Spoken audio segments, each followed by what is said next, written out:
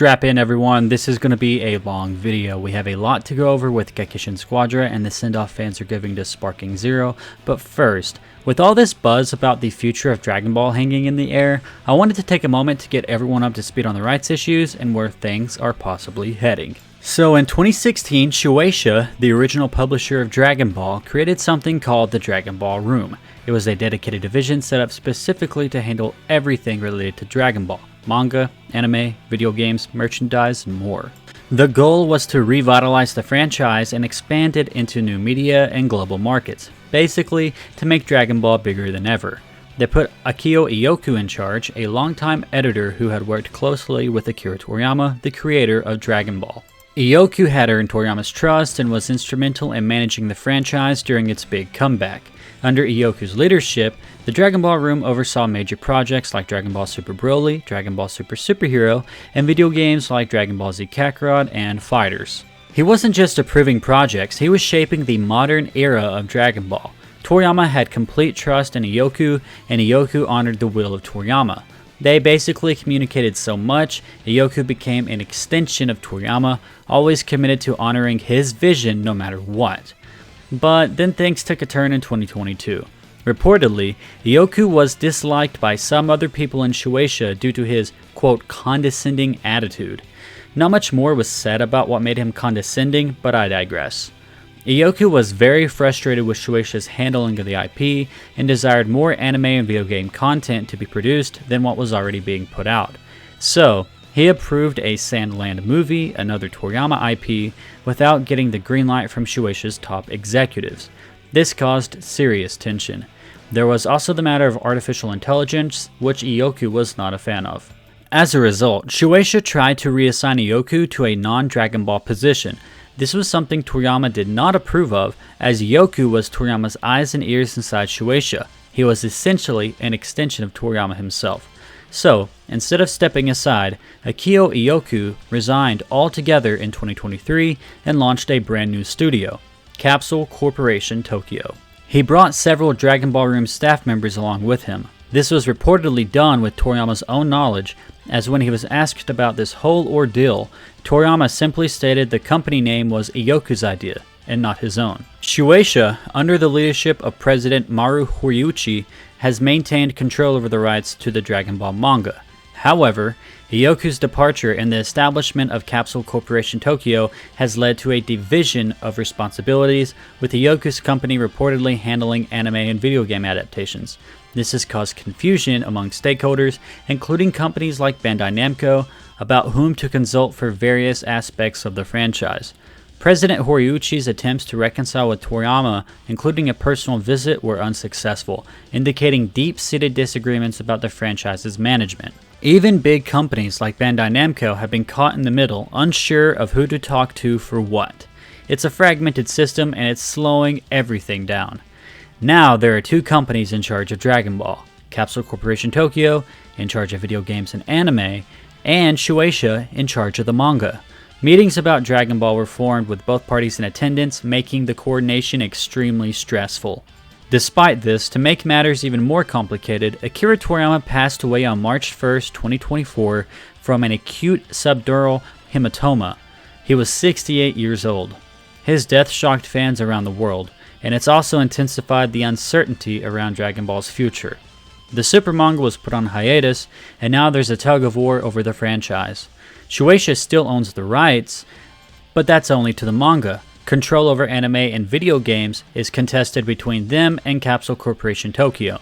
As I said, both parties have clear visions for the future of the series and must both come to a mutual understanding in order to progress a larger vision. This may be why the DBS manga remains on hiatus.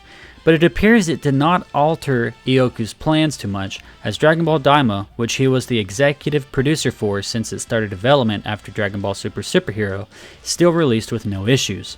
Also, content for the video games, including DLC, has been released with no issues as well, at least publicly. I should also mention that in an interview with Nikkei in January 2024, Ioku said, "As the executive producer of a work with unprecedented longevity, my mission is to expand and pass on what the original creator of the work, Akira Toriyama, created. I will continue to produce adaptations such as anime series, movies, and video games for the next 10 years. Adapting what is currently popular does not increase the likelihood of success. I will not be influenced by current trends, but will create works that I think are good enough. It should also be noted that Ioku was one of the few people who knew Toriyama's sickness before his death. I'm only speculating, but it's entirely possible this whole situation came about because they were preparing for that eventuality. Also, recently, in a February 2025 interview with Man10 Web, Ioku said, "Producing anime and games takes time, but we're steadily preparing for the future. We want to expand the franchise even further. There's no doubt Dragon Ball will continue for decades to come. We're still coming up with various plans, brainstorming many things, and we'll keep moving forward. I want to continue giving it all alongside Nozawa-san," which is of course Goku's voice actor Masako Nozawa. So with all this in mind, it does seem that Ioku is currently winning this copyright war. So much so that he's been described as the executive producer of Dragon Ball on the website several times. We've talked a lot about Ioku, Toriyama, and Shueisha, but what does all this mean for Toyotaro? Well, that's where things get even more complicated. Toyotaro worked under Shueisha with Toriyama to create the Dragon Ball Super manga and original arcs like the Moro and Granola arcs. It would appear that, in Toriyama's absence, Toyotaro may be the only creative force behind Super. That is, unless Ioku comes out on top in this rights issue and essentially replaces Toriyama as the driving creative force over all things Dragon Ball, not just the manga. Again, that goes back to the complicated mess with the rights. Toyotaro is simply locked in the middle of it, but it appears all parties seem to like him. While the Super manga has been on hiatus since the death of Toriyama, Toyotaro has been able to find work here and there. He does art for Dragon Ball Legends from time to time, and has installments in the official website called Toyotaro Drew It, where he does random drawings based in Toriyama's works. Recently, a post promoting a panel coming up in the near future teases that Toyotaro has a first original manga project in the works. Many people have speculated what this means, with the leading theory that Dragon Ball Super's manga is basically dead. I even once thought this could be a small manga project until DBS returns. However, I got one comment which made it make sense. Since the panel is with Torishima, the original editor of Dragon Ball, I now think the original manga project is going to be Dragon Ball Super after the passing of Akira Toriyama. Now that Toriyama is gone, DBS's next arc is going to be a Toyotaro original. That's what I hope the original project line actually means, but this is just speculation. Personally, I hope Toyotaro becomes the sole creative force behind the Dragon Ball Super manga, with editorial input from Akio Ioku. Meanwhile, I hope Ioku would have a great deal in place to adapt the Super manga from Moro arc onward into an anime format, since the manga is most likely the last bit of Dragon Ball that Toriyama worked on besides Daima. Now, let's talk Sparking Zero. It's not doing so hot. Population on Steam had a 24-hour peak on 952. Of course, the DLC released a while ago, so many fans are moving on. But this is not good. The hope is that the developers can turn this around, but many fans have turned on the game. How do you feel? Are you satisfied with the DLC? Do you think they let their fans down? Let me know. Alright, let's get into the Dragon Ball GEKISHIN SQUADRA character reveals. We got Frieza, Baby, and Super UUB. We'll be going over all of them, starting off with Frieza. How we'll be doing this is I will let the full character reveals play out, and then we'll break down the moveset, starting of course with Frieza. My power level is 530,000. But to keep things fair, I'll refrain from using all of my power. Do it. I'm gonna blow you to pieces! Give it your all! Look, beautiful, isn't it? A rare gem indeed.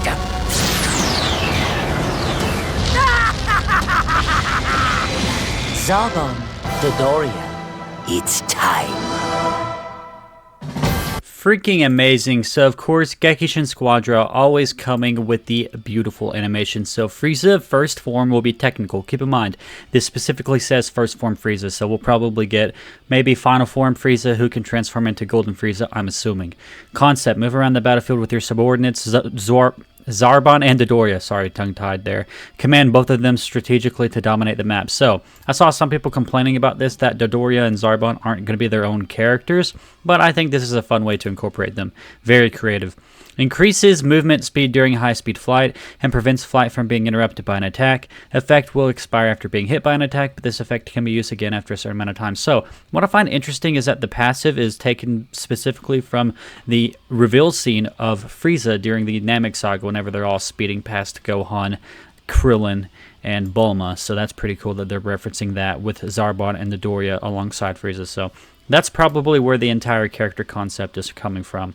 Skill 1. Show them Zarbon. Position Zarbon, who will attack enemies in the area with Energy Blast, prioritizing targets in the middle of rush attacks. When his Energy Blast hits an enemy hero, it applies Strike Defense down. Use the skill again to make Zarbon leave his position. So we see Frieza throw Zarbon out here. You know, I've been playing a lot of Marvel Rivals lately, and I've played Overwatch 2 in the past, and I haven't really played a lot of League of Legends.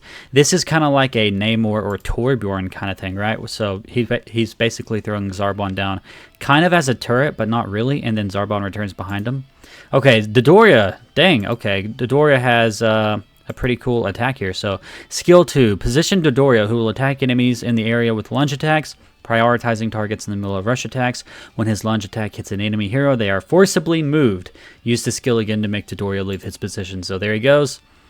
And then, of course, use it again, and he will leave his position. So, dang, okay, Frieza coming with the enemy stands. He's kind of like a stand user. Skill 3, Imperial Decree. Grant you and ally heroes movement speed up and create an area that raises Zarbon and Dodoria's attack speed. If ally heroes Zarbon or Dodoria are nearby, when the skill is activated, the effect will last longer. Very interesting. So, you know, Frieza is obviously a support hero or character. I think they're just calling them characters in this. And, of course, with him being a technical, it makes sense. He's a very technical character. I really like this.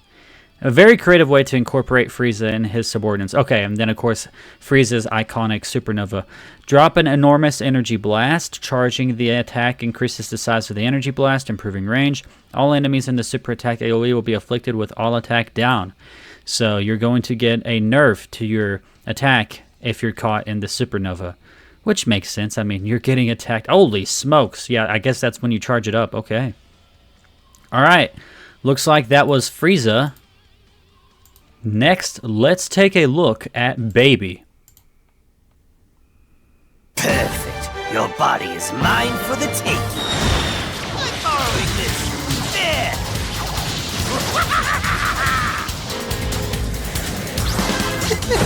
What amazing power. Now you will serve me. Into the trash! They are me, I'm them. We're one. I shall have my vengeance, Saiyan! It's all falling into place. Dang, look at the way he poses up on you. Dang, alright. Let's see, we got Baby here. He's a tank, which is interesting, because the gameplay really shows him doing some stuff that I would not assume is becoming of a tank. I would think that's more of like a damage or technical thing. So concept, use possession on both enemy and ally heroes, so stubbornly survive on the front lines by using possession. Okay, so I understand why they're labeling him as a tank, because you're basically possessing people. The idea is that you're going to be on the front lines and you're going to be very stubborn with it. Okay. So, yeah, possess a target enemy hero when you land a finisher. Okay, interesting. So, if you kill someone, you possess them. You can use some of their skills while they were possessed. Possession effect ends when the target respawns or when their HP is depleted. So, at a very short amount of time, you'll possess them. That's cool. That's very interesting for a character. But it's cool that they have first form Baby here. I never really expected him to be in a game. He's not really in the games. It's normally just Baby Vegeta. Okay, skill 1, Finger Blitz Barrage. Unleash an AoE attack in a targeted direction. Enemy's hit will be forcibly moved. Okay, yeah, this is definitely like a tank attack. Very wide open, hitting a lot of people. Can move while using this skill. So that's pretty cool. And then I'm assuming this will be like a very long range like attack, where you'll be like able to basically hit a bunch of people, and then if you have people with you, you guys are definitely probably going to kill somebody, and then of course Baby being on the front lines, if you kill someone you're going to possess them. So yeah, I can see Baby being a tank for sure. Skill 2, Energy Explosion. Unleash continuous AoE attacks centered around yourself, gain strike defense up, apply movement speed down to enemies hit by the attack. Okay, each time the attack hits an enemy hero, cooldown on possession allies will decrease, can move while using this skill. Again, very tanky. All right, yeah, I see you guys. Very tanky. Yeah, let's just make Baby A tank, sure. Skill 3, possession, allies, backup fire. Okay. Possess a target ally. Okay. Apply steal life to the possessed ally hero. Your HP will replenish over time, and you can use backup fire to attack enemies. The HP of the possessed ally will recover when backup fire hits an enemy. Okay, so this is basically going to be how you recover as the tank, and then I guess you'll hop out. Alright, that's creative. That's creative. Super attack, revenge blast. Unleash a shockwave centered around yourself. You will receive additional HP depending on the number of enemy heroes hit by the attack. If the attack hits an enemy hero, the damage of this skill will increase the next time it is used. So yeah, of course, exactly what you'd expect out of a tank character, but dang baby looks amazing in this trailer, doesn't he? Really, really awesome. Next up, let's take a look at MANGA, or Super UUB as he is officially called. Goku made me strong, so I could make things right! There! Hold still!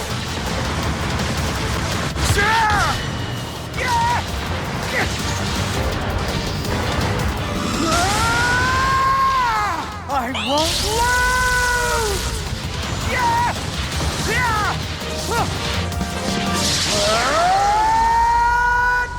Now to finish you off! I'll give them a fight they'll never forget. Alright, UUB, give them a fight they'll never forget, bro. So, obviously, again, UUB looks amazing. Let's take a look at his skills. So he is in a damage role here. Concept, make use of Cyclone to power up your rush and super attacks, keep doing continuous damage, and break through the enemy's front line. I never realized he was called Super UUB officially. Okay, passive Cyclone Stream. Gain Cyclone when you activate certain skills or your super attack. Deplete Cyclone when performing a rush attack and gain additional attack. Cyclone will gradually deplete over time. So Cyclone is basically just going to be building up as you do your thing.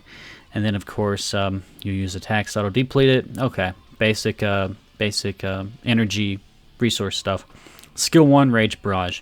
Fire multiple energy blasts that fan out in a targeted direction. Gain Cyclone on activation and gains additional Cyclone when enemies are hit. Can move while using this skill. As you would expect. Alright, yeah. Pretty good. Pretty good damage. Skill 2, Brutal Buster. Generate a shockwave around yourself for a set time. Rush attack speed will increase, and the range of rush attack in Skill 3 will increase. You will gain the no attack obstruction effect. Alright, nice AoE, and then you just target and attack. Pretty cool. Alright, next we have Shooting Chaser. After dashing in a certain direction, fire energy blasts at enemies in the area. That's pretty good. Gain Cyclone when you hit enemies. Alright, so you'll basically be gaining Cyclone for quite a bit of attacks. Super attack, Cyclone Burst. Expend all stored Cyclone to unleash a huge energy attack in a certain direction. Damage increases based on Cyclone amount at activation, so you'll basically want to make sure you have a maxed out Cyclone before you use this. Gain Cyclone when you hit enemies. Enemy heroes below a certain amount of HP when hit will be affected with candy status. Alright. Give us the candy. There you go. So maybe this won't always be a strawberry sundae or whatever that is. Alright, so that was the UUB reveal. Pretty cool stuff. Pretty cool. So I hope you guys liked this GEKISHIN SQUADRA character breakdown. I will actually be... I'm expecting that I'll be doing this maybe one more time before the test happens, because they already announced that they are going to be... I mean, they didn't announce that they're going to be revealing characters, but they have been revealing characters every day. They've been revealing a handful of characters. By the time I upload this, they'll probably already have another character revealed besides UUB, and if that's the case, I'm going to have to splice this video and then insert it before I start talking about this. So if there was already another character revealed and I'm already doing this outro, then assume that's what I did. I just spliced that footage in there. But anyways, guys, I hope you enjoyed today's video. This whole Toyotaro situation is insane, and this GEKISHIN SQUADRA situation is excited. So hope you guys enjoyed. If you did, make sure you leave a like, comment down below, and subscribe to keep up to date with all things Dragon Ball news and commentary. And I will catch you in the next one. Peace off.